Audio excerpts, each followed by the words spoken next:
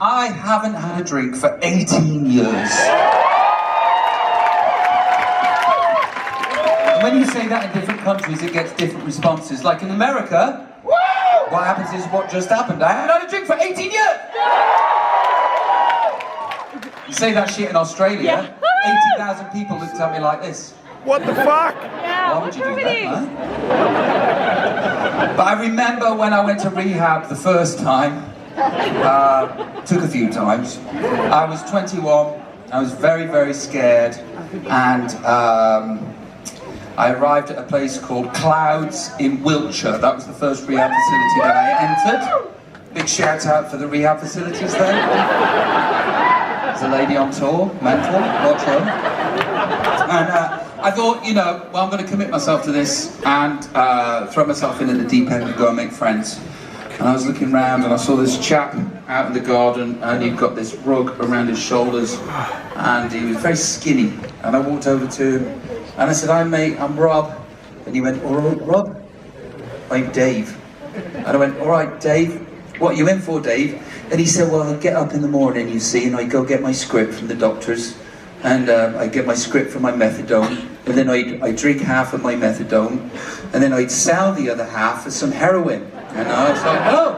And he goes, "And then I go do my heroin, have a bit of a sleep for a while, then I'd wake up, and then I'd run out of money, so I'd have to go robbing again." And I was like, "Oh, you go robbing people?" "Yeah, I go robbing people." So I robbed him, and then I'd have some more money for some more heroin, and I'd buy the heroin, sell half of the heroin, take the other half, and then buy some more heroin later on, and then I'd go and buy myself a bottle of whiskey, and I'd drink 3/4 of that.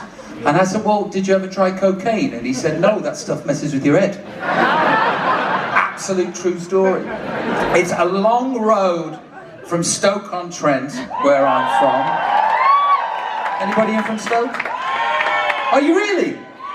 Wow. Where are you from? Stoke. All right, fair enough. I did ask and you did say.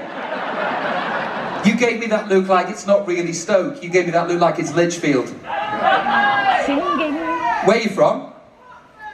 Watford? That's not what I'm fucking asking. Oh, too long, too long. Nice to see you though. Now, maybe you'll recognise this pub. I got my dad to go and take some pictures. This is the first pub that I sang in. Look at that. Wow, let's have a look at the inside. Oh my lord. Now, I'm not saying it was rough, but the first question in the quiz was, "Who the fuck are you looking at?" The predecessor to karaoke used to be this thing called open mic, and there'd be an old fella at the piano, much like Mr. Guy Chambers tonight.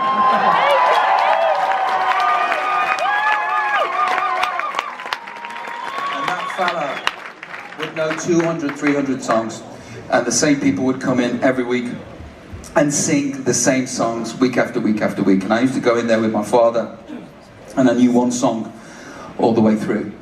And it would give me great pleasure if I could go from Stoke-on-Trent to Las Vegas tonight and sing that song for you as a 45-year-old.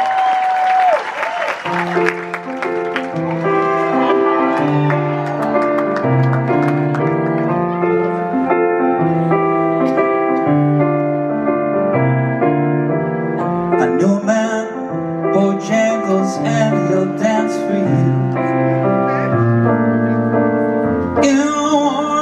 Shoes, the silver hair, a ragged shirt, a baggy pants. He would do the old soft shoe. He would jump so high, jump so high. Then he'd lightly touch down.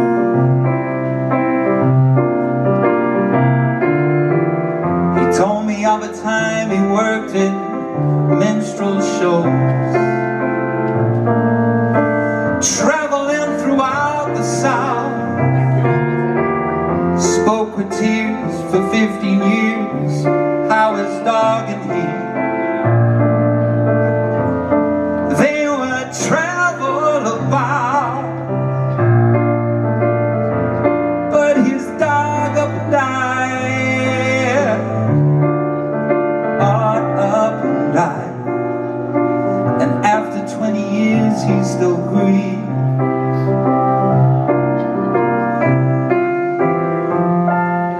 said I dance now, every chance in honky-tonk.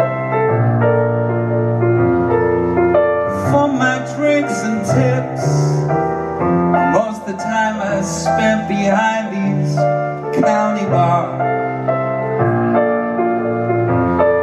You see, son, I used to drink a bit. Then he shook his head. Oh Lord, when he shook his head.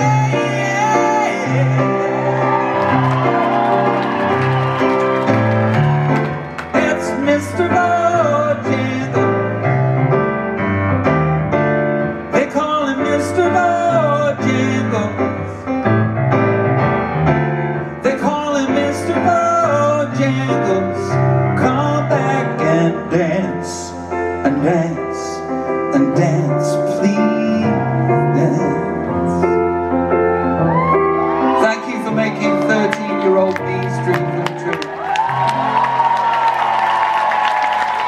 Ladies and gentlemen, Mr. Bojangles.